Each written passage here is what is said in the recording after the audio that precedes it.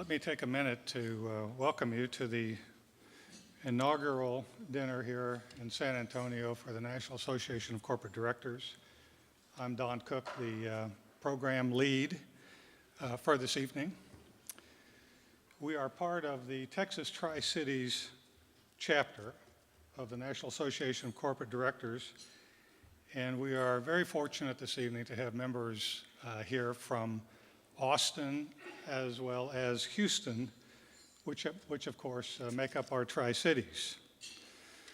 Our goal tonight first is to have an enjoyable time at this world-class resort. Also allow you to see old friends and to make new friends, and of course to introduce you to NACD in hopes that if you are not a member, that you might consider joining.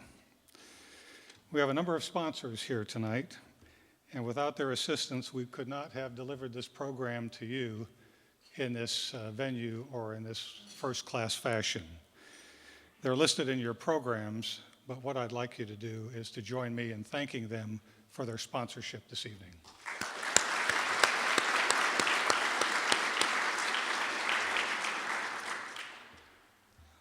There's only going to be a few introductions this evening.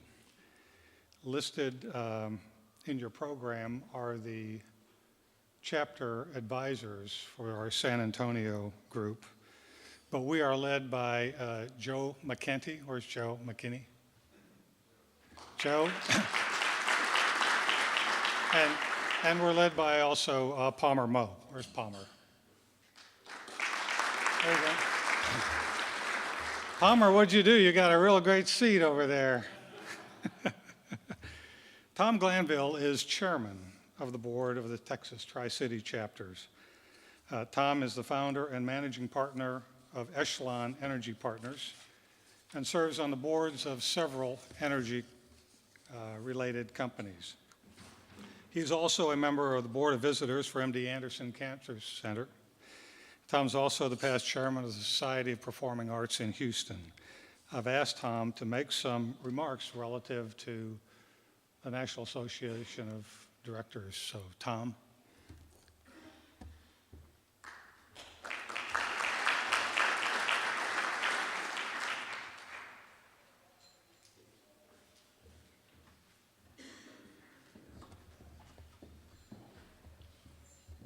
Thank you very much, Don, and welcome to our inaugural dinner. I want to express my own appreciation to the San Antonio Board of Advisors, including obviously Don, Palmer, Arthur Emerson too. Arthur, thank you. Joe McKinney, for all their efforts that made tonight possible. And of course, I want to thank Julie Pitts. Julie, wave please. Our executive director. And Becky White, who is our chapter administrator, for all their energy around tonight. So thank you both very, very much. It's really great to be in San Antonio. When I think about San Antonio, what is it? It's the home of the Alamo, right? It's the home of the Eagleford Shale. I hope you have some. If not, talk to me later. And Ed Whitacre. But before dinner, and Ed sings for his supper, a couple of thoughts. So when I think about NACD and its vision, it's really pretty simple. We are the go-to place for director education, leading practices, and peer-to-peer exchange. And why is that important? Why do we care? Why are we passionate about it for our director community? Because boards need to select the right management teams. They need to properly allocate capital. They need to protect shareholder interests, all critical to us in this great country. Otherwise, we will be worse off. We'll have fewer jobs in our communities. Okay, we'll have less support for not-for-profits. We'll have a less competitive international position, and that could be military-wise or politically or economically. And what does that mean? That means more government intervention. We've already seen that.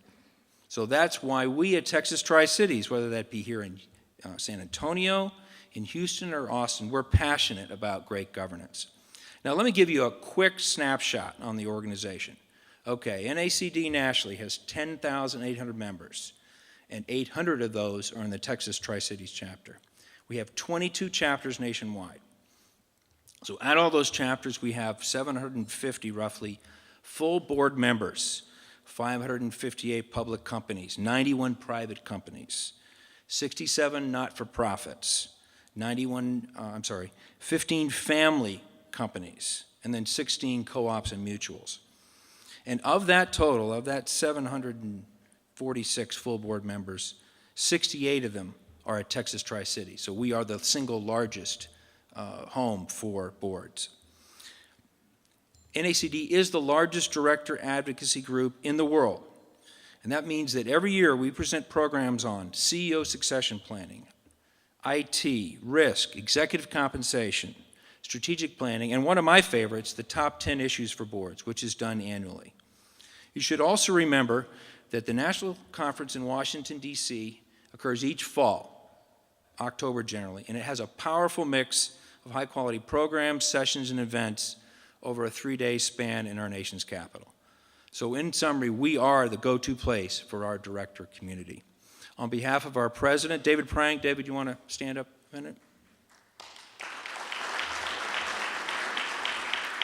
Yeah, please enjoy dinner. Don Cook will be back to introduce our speaker at dessert. Thank you very much.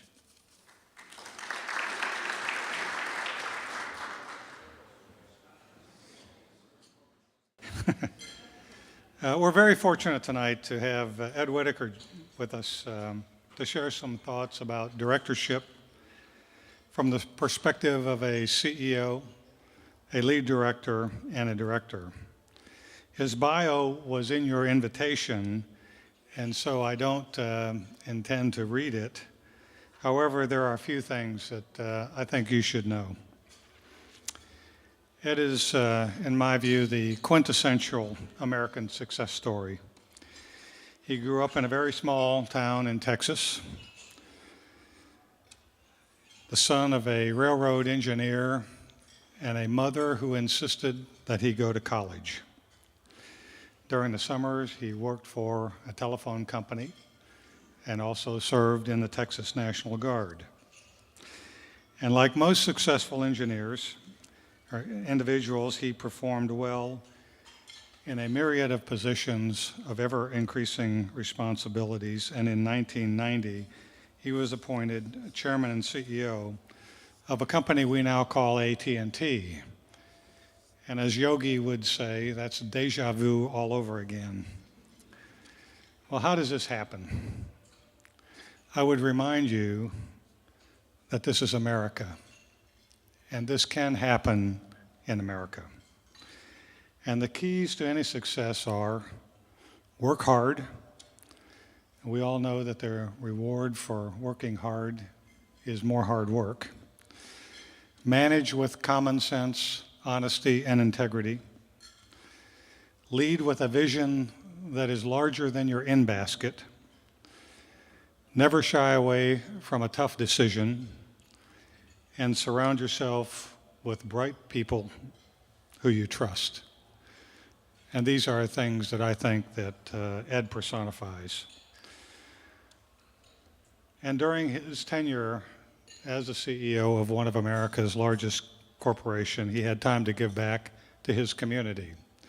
He was the chairman of the San Antonio Bexar County United Way and also served as the national chairman of the Boy Scouts of America.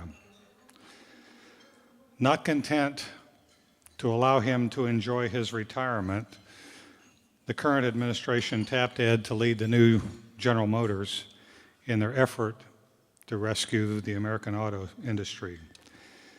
Ed, we appreciate your agreeing to kick off our dinner, our inaugural dinner here in San Antonio tonight.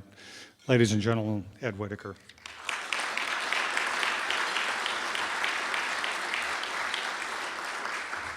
Well, good evening, ladies and gentlemen. Can you hear me?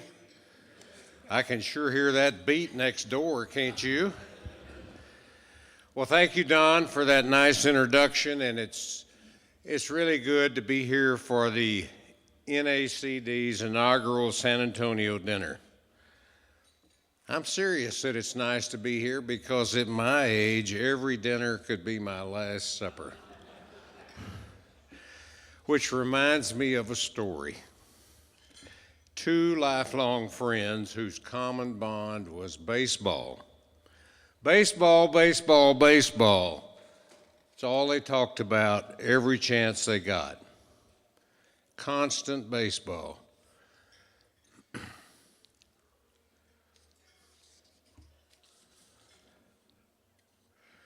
One day, after talking about baseball for many years, they got to wondering if there was any baseball after death. They agreed that whoever died first would get a message back to the one that didn't die. Well, sure enough, one of them dies. And he does come back in a dream the next night to his friend, and he says, "There is baseball in heaven, and I've got good news and bad news about it, Tom. The good news is there is baseball after death, and it's the most incredible game you've ever seen. I'm already playing on a team with Babe Ruth, Jackie Robinson, and Walter Johnson." "That's great," Tom said. "What's the bad news?" He said, "The bad news is you're playing shortstop for us tomorrow."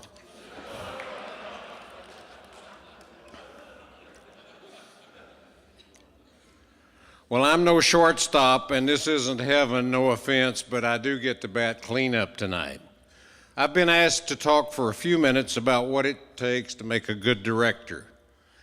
That's a big topic, and we can explore it in depth during the discussion and the Q&A. They're really rocking next door, aren't they? I guess first thing, and this isn't in my talk, but one thing I've known all these years, and I've been on a lot of directorships, is sometimes we forget that directors represent the stockholders. That's what you're there for, is to take care of the stockholders' interest. And sometimes that seems to be a little bit lost. So that's a given. But for now, let me start off after saying that with, I believe that the most important thing any director can do for the company is to support his or her organization. And that's to help create a plan that guides the organization to future success. That's what a director does. He helps or she helps create a plan that guides a company to future success. All of you have heard, I think, that the best way to predict the future is to create the future. I believe that's true. In fact, I believe you have to create your own future, or someone else is going to create it for you.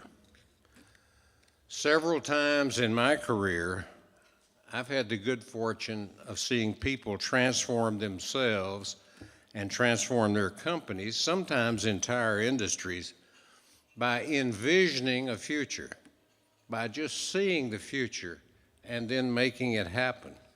I saw that at AT&T. In 1996, the Telecommunications Act allowed the 7 baby bells to talk among themselves for the first time since they were created, which was 12 years before that. But in 1996 was the first time we could talk to each other. Telecom is a capital-intensive industry. It benefits from the economies of scale. So you would just assume, common sense would say, consolidation would be inevitable. In 1996, I worked at SBC, which was the runt of the baby bell litter, the smallest of the companies. In 1996, I thought we had a pretty straightforward choice. We could allow ourselves to be acquired, or we could go acquire others. It really wasn't complicated. That was really the only two choices.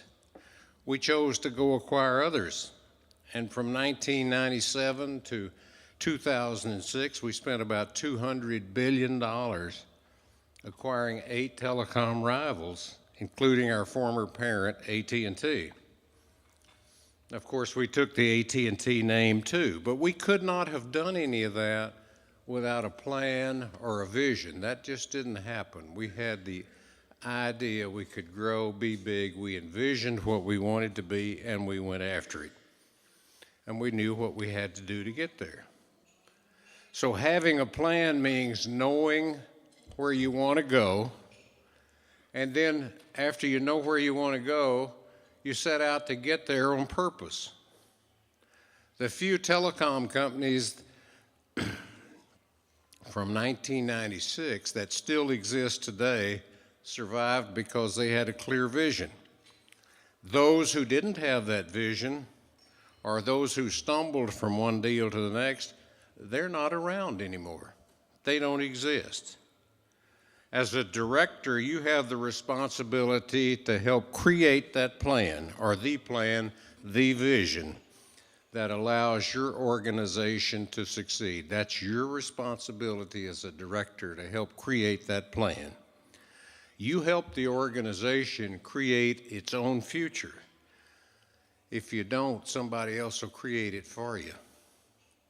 And that means that as a director, you challenge, you push, you support, you promote, you ask tough questions, you speak your mind, you hold management accountable, all with the goal of building a better organization.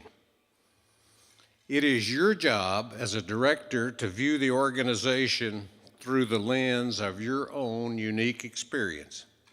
You're the only one that's had your own unique experience, and that's why you're a director.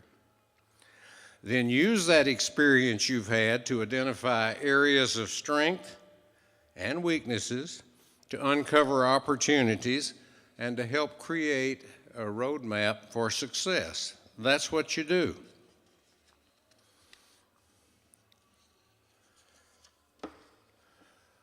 That's really what happened at General Motors. When I got there in July of 2009, as you know, the company, General Motors, had just emerged from the largest industrial bankruptcy in American history. The company was sort of adrift at that time.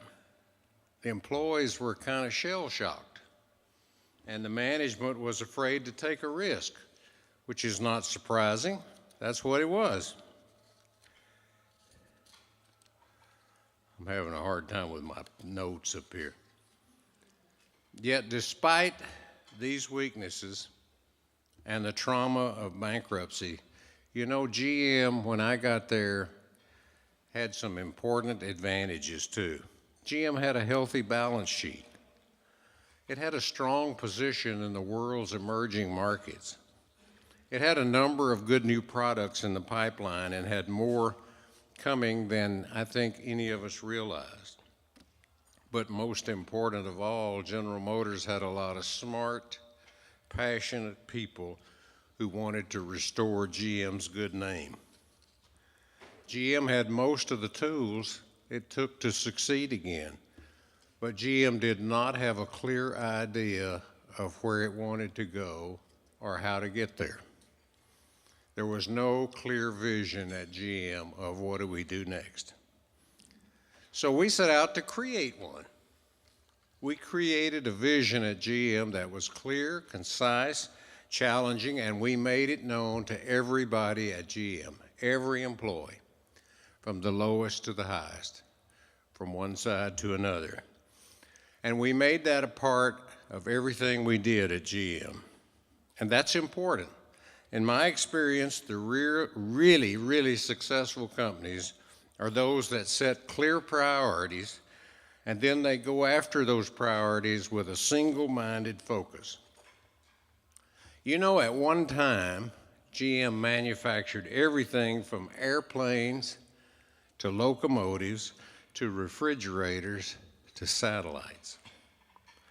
But we took the new GM in a different direction. We did what many successful leaders do in many fields. We focused in on the few things we wanted to do very well.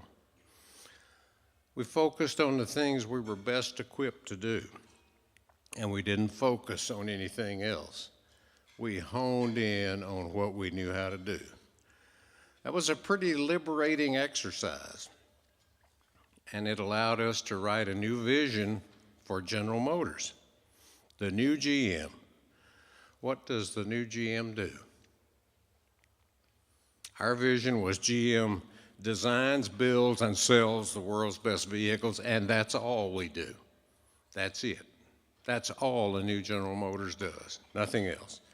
That became our direction: design, build, and sell the world's best vehicles. It became our roadmap, and I'd say it's worked pretty well so far.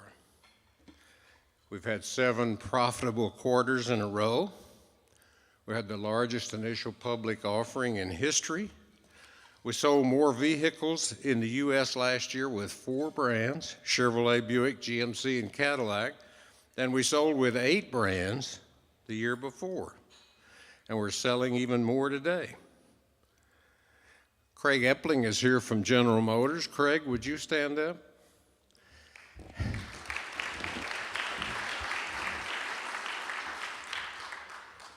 And you know, I couldn't miss this opportunity to say Craig would like to give you a heck of a deal on a new vehicle. And so he's here at my request. He has this card, and if you'll see him on your way out, you can get the world's best vehicle at a big discount. You'd be disappointed if I didn't try to sell one tonight, right? So he's here with some big discount cards.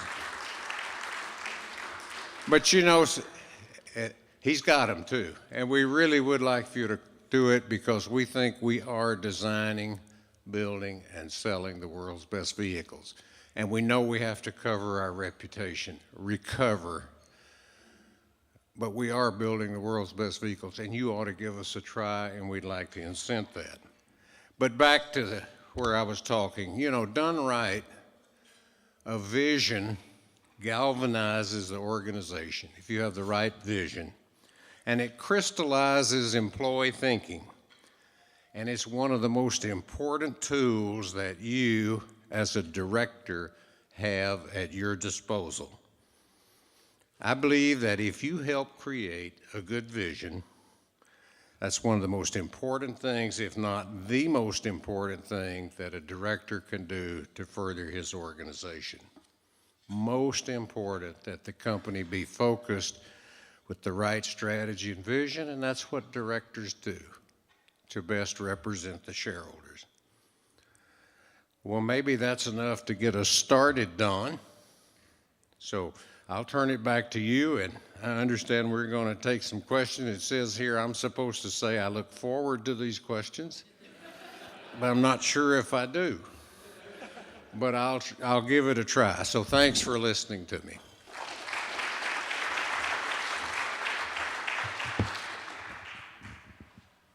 Well, let me start out by saying I have one of those cars, and it was at a big discount, and it's a pretty good vehicle. You too can have the same thing. Okay. But in terms of coming in out of retirement to be the chairman of the General Motors board,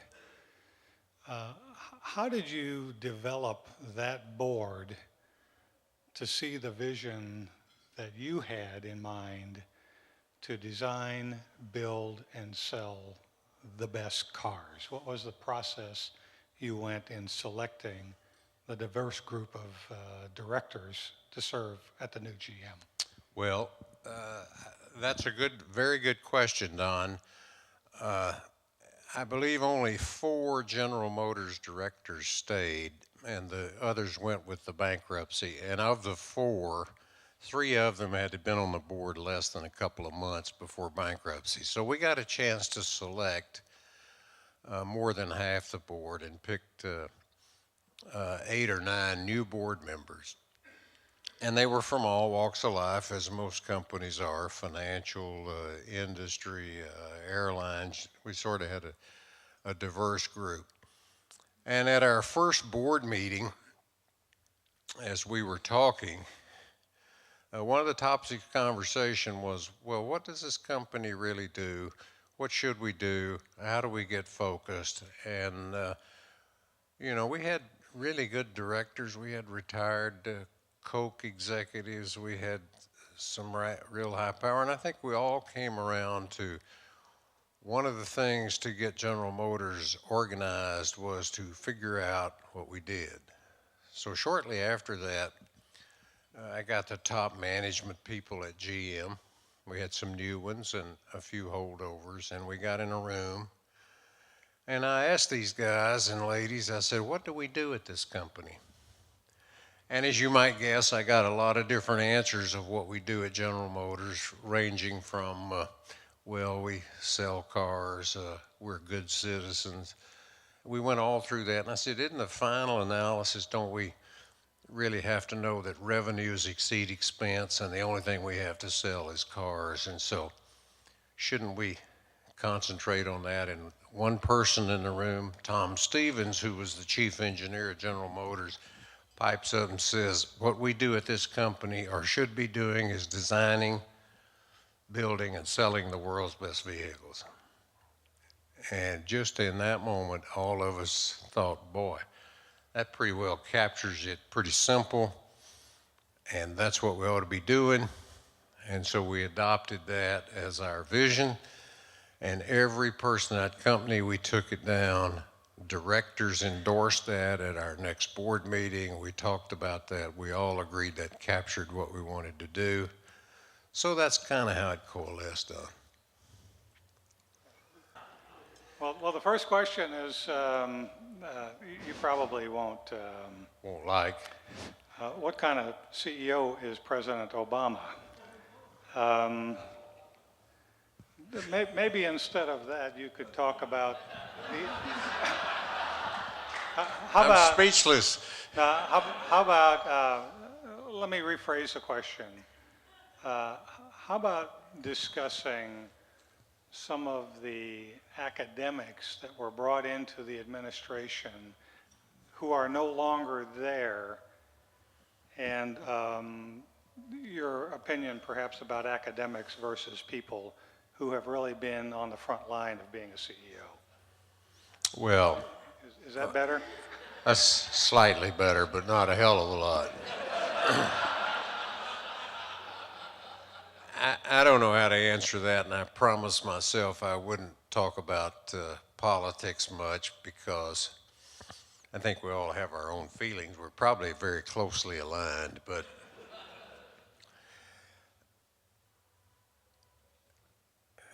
what's the next question, Don? Everybody in this room knows how I feel. They know how you feel, and Yes, Palmer.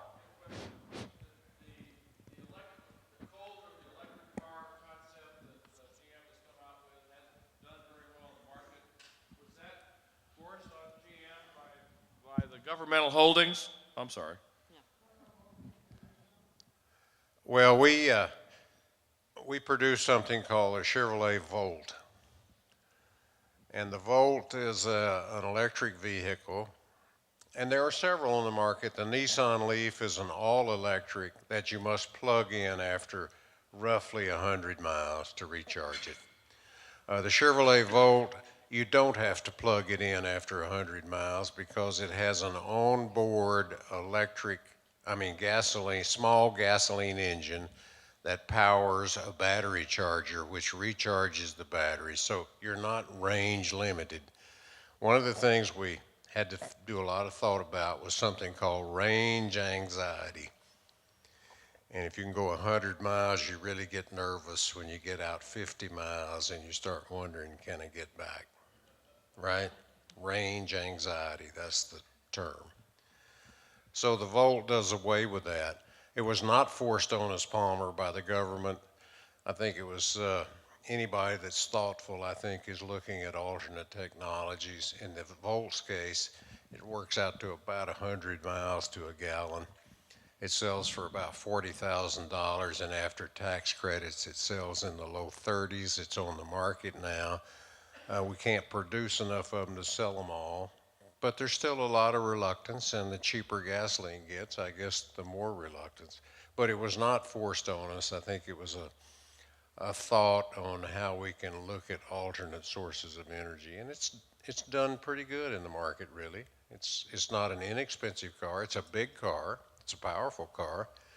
But I think you'll see alternate technologies going forward.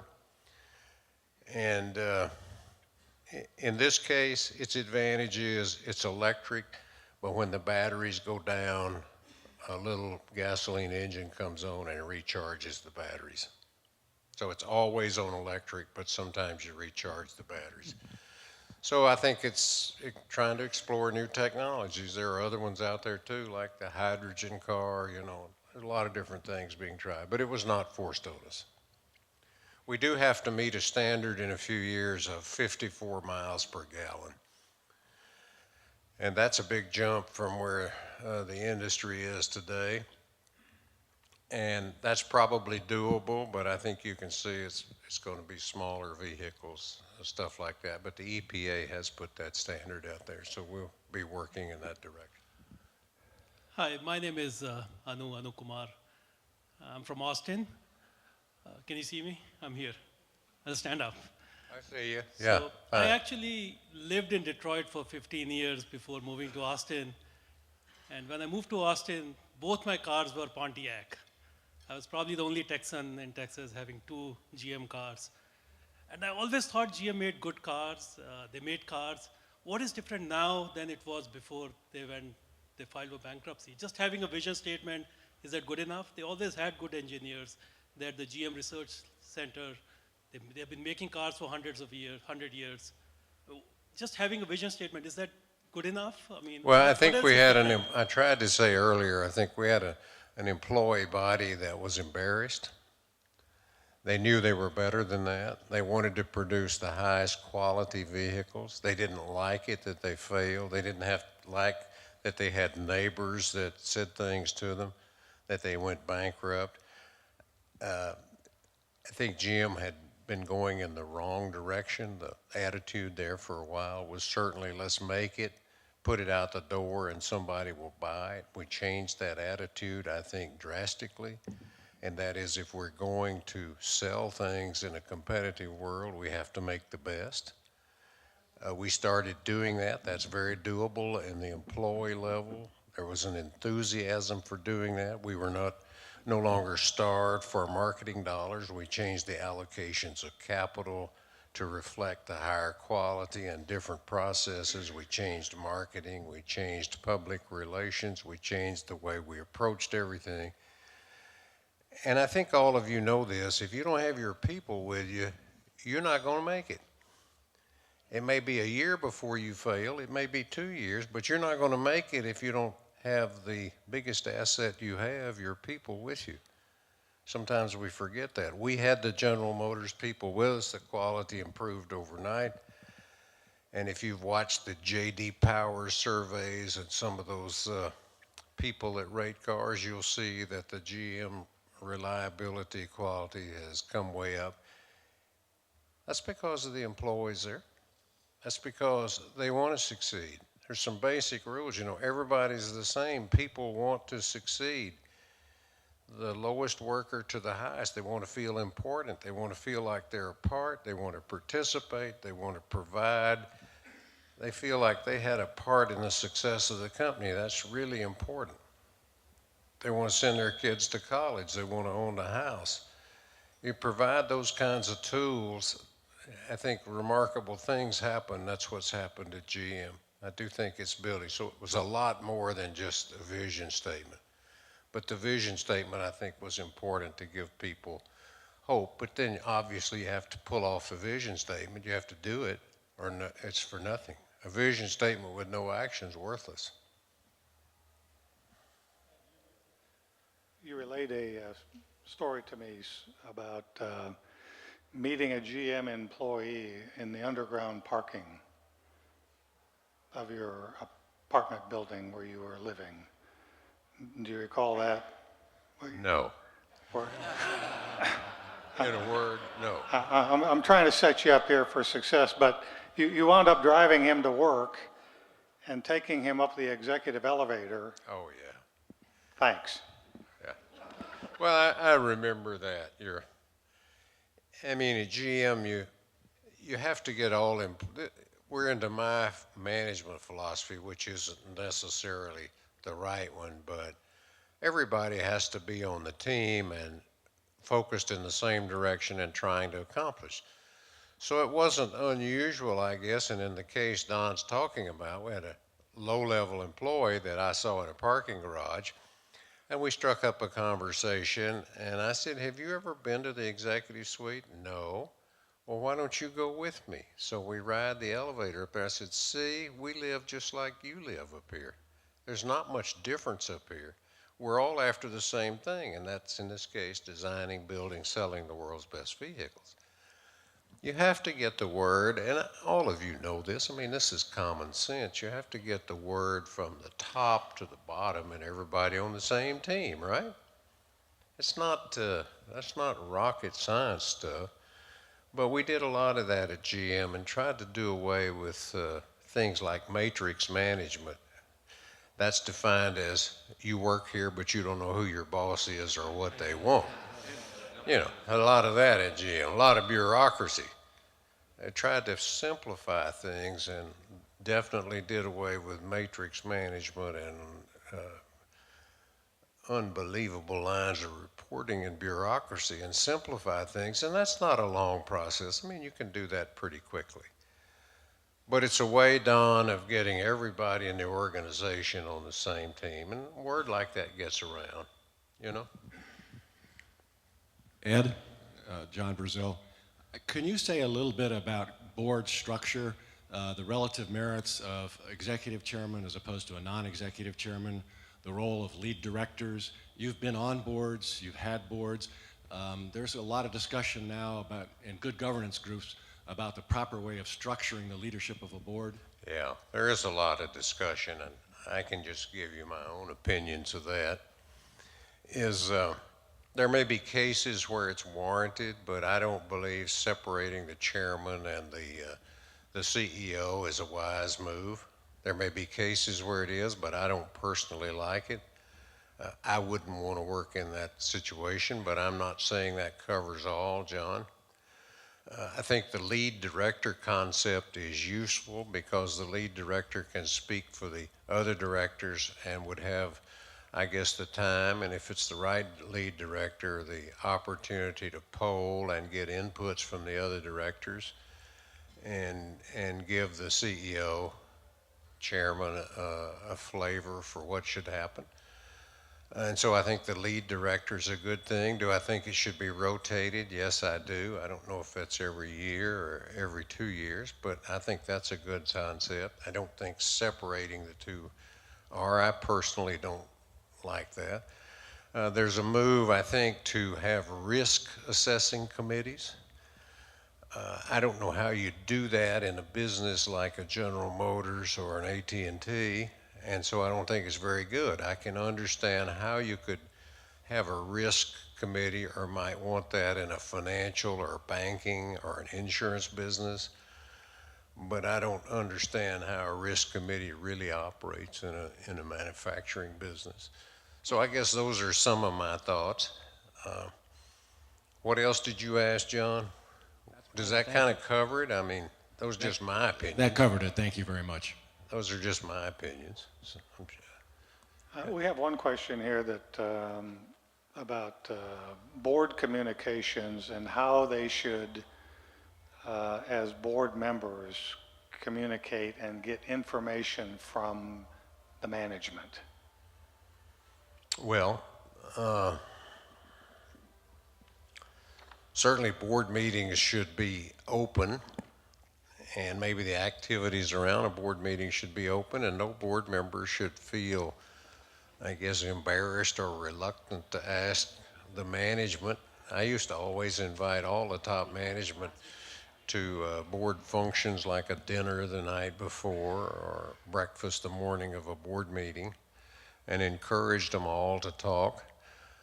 I think lead directors or directors should expect the CEO to give a pretty thorough report on what's going on and encourage the CEO to do that. And I think the CEO should be very open with the board. I mean, there's nothing to hide, you know. And so I don't think any reluctance to do that. I think phone calls during the week or during the month are okay. I think any way you're comfortable with communicating with a CEO is fine. And I sure don't think there should be any pretense or false fronts. I think you should feel free to call, and they should feel free to call you. I always did, and I think when you have that kind of communication, it's better. I don't think you really need much too formal, you know. And you as a board member, again, are trying to represent the stockholder. That's your function there. You were elected there or appointed there. For whatever reason, you're trying to look out for the owners, so you must communicate to uphold your duties. So don't be shy. If you were today hiring a CEO, what attributes would you look for? Well, attributes. Well, first thing you'd want is a leader, right? I think you'd want to look for leadership characteristics, and that's the ability to work with other people, get things done through people, and have the leadership skills. And I think that's most important.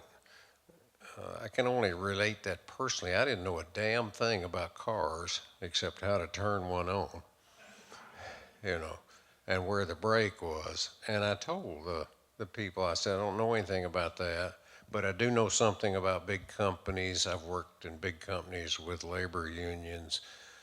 And so I'd certainly look for leadership characteristics. And, you know, there's obvious things like reputation, how they get along with others, knowledgeable, et cetera, et cetera. But I think the one characteristic you'd look for, most of all, is leadership. That's sort of a tough one to define, but it's most necessary to get things going. Being able to put a plan into effect that makes some sense, and being able to work with people. I keep coming back to this. I think it's something we're missing in this country today, and that's the ability to recognize and work with what I think is the most important asset of any company, and that's its people. You know, I'm not mad at unions. I wasn't mad at the GM union. I found them to be most willing to work and necessary to save the company. There wasn't any bridge there. I think there's not a recognition of how important the people in a company are. And it doesn't have to be a company. I guess it can be a county government. It can be whatever. But I'm afraid that if we lose that, or maybe we have lost some of that, we're in dire straits. I think we have very smart people that want to do good, that respond to the same thing we do. I think you want somebody that can lead, that understands that, Don, and knows how to treat people, and that's most important, a leader that would do that. Another question here, and how does a conscientious board member deal with the constant government intervention in today's markets, both foreign and domestic? Hell, you just deal with it. You know, it's just one of those things. You just be persistent and you deal with it. And There is no answer for that. It doesn't want to go away. I wish we were more business oriented in government. I know all of you do. I wish we had different leadership. I wish it was different. But the realities are, it's not. I always believed as a businessman, if you knew what the rules were, you could deal with it. It's this uncertainty of what's going to be the future regulation or which way it might go that scares the hell out of people. And I think that's one reason our economy is faltering. We don't know if we're going to have health care or not. We don't know this, we don't know this. On big decisions, Social Security, Medicare, health care, et cetera, et cetera. And so everybody kind of sits back and says, we'll just wait this one out instead of investing. I think if we knew what the rules were, we could deal with it. We always have in the past. It's the uncertainty of not knowing which way we're going to go, I think, that frightens people. But in terms of regulation, I wish there were a great answer. You just deal with it. You just do it. what have you enjoyed most? Secret to success is just hang in there. Be persistent. what have you enjoyed most and what have you enjoyed least after About- retirement from AT&T? After retirement from AT&T? Yeah. I don't know, I thought you were talking about tonight. Oh, I know you're enjoying this. Oh, yeah. No, I really am. I don't know, after you worked 45, 50 years like I have, retirement's not been easy for me. It's unsettling. You really don't know what to do with yourself. I've enjoyed not having to put a coat and tie on and get on a jet airplane 5, 6 days a week, or 5 days a week, really, and go somewhere and come back 2 or 3 days later. Enjoyed that. I've enjoyed my kids and grandkids more. My wife doesn't want me around the house too much, Don, so I have to leave there every once in a while, you know. But it's unsettling when you've worked a long time. I think that's a personal thing. I've enjoyed that. Is it easy to retire? It has not been for me. But I'm making it. I'm hanging in there. And so I've enjoyed some freedoms, not have to go to work at 6:30 or 7 o'clock every morning, not having to deal with the government. My job at AT&T got more and more involved with the government the longer I stayed there, until it was probably 50, 60% of the job when I retired. And it was much less in the early days. But that's not all unenjoyable either. So I don't know. It's all over the map on that. Ask me tomorrow, I'd have a different answer. Yeah. Well, my wife said, I married you for life, but not for lunch. Right.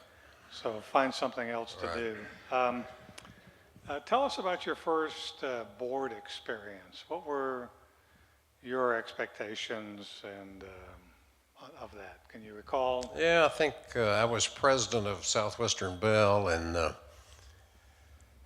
I guess I was asked to go on the board of Anheuser-Busch, which was in St. Louis, and we were headquartered in St. Louis at the time. And August Bush III asked me if I would go on the board. And, you know, I didn't really know what that meant, but AB sold a lot of beer, and they were good marketeers, and they were in town, and he was known as a good executive. And so I said, well, yeah, I'll do that.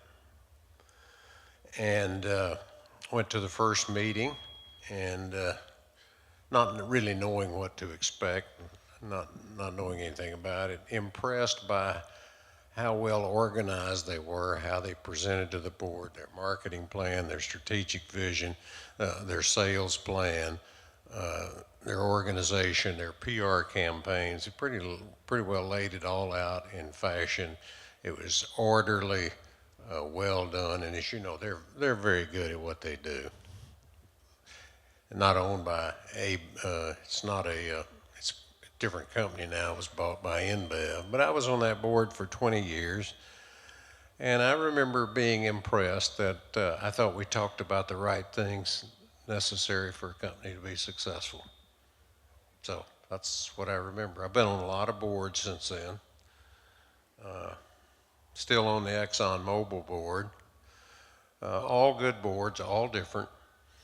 Some with lead directors, well, all with lead directors, I guess now. None with split responsibilities, but an openness of communications. And, you know, board members are supposed to support management and encourage them in a direction which benefits stockholders. AB was always focused on that. What's good for the stockholder. Ed, I was very interested in your comment earlier. I know you've been on many boards. You've given us some experiences tonight. You went to GM, other than knowing, I probably could see you probably knew where the battery was, besides how to turn it on and where the gas pedal. But you talked to a board that you put together, some brilliant people. You talked to some of the best marketers in the world.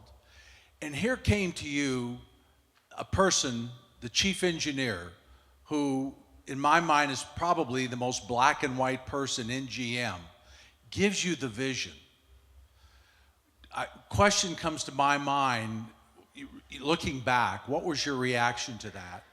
And from that, what can you give us as a lesson to learn or some advice for the boards here of the future? Well, I think, I don't know that I can give any advice, but here's a guy who was passionate about that company, who was embarrassed that it had gone bankrupt, that was very knowledgeable about the industry, that had thought about this for a long time. The new board members, smart people, brilliant people, they didn't know anything about the car business either. And this guy coalesces it just out of a statement. What do we do? And Tom pops up and says, we design, build, and sell the world's best vehicles. That ought to be our goal.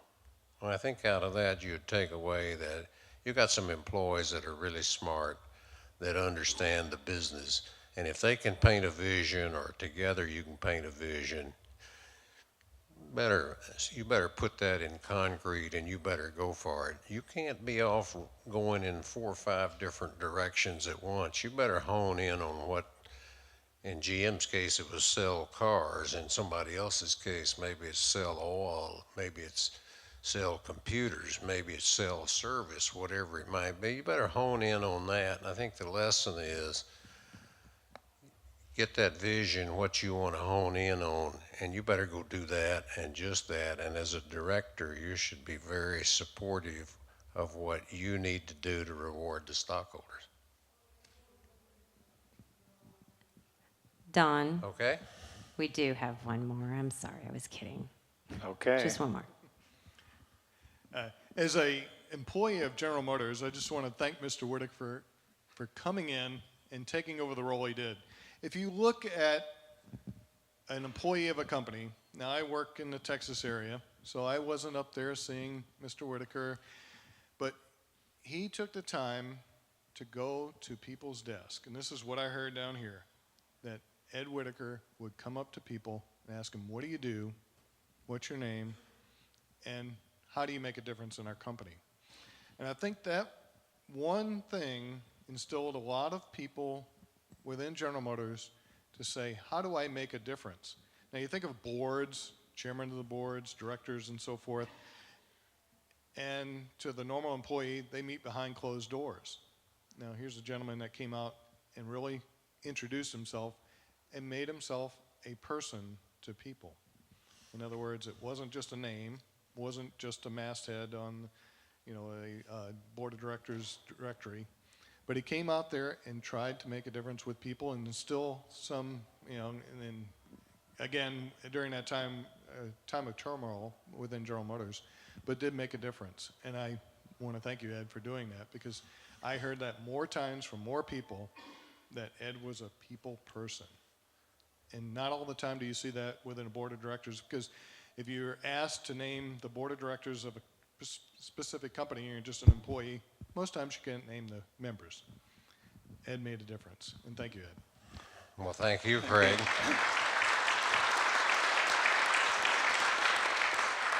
I didn't pay him to say that. He's got all those discount cards, so don't let him get away. Ed, thank you very much for Thank you, Don. sharing an evening with us. And I guess the theme here is that leadership at the top matters.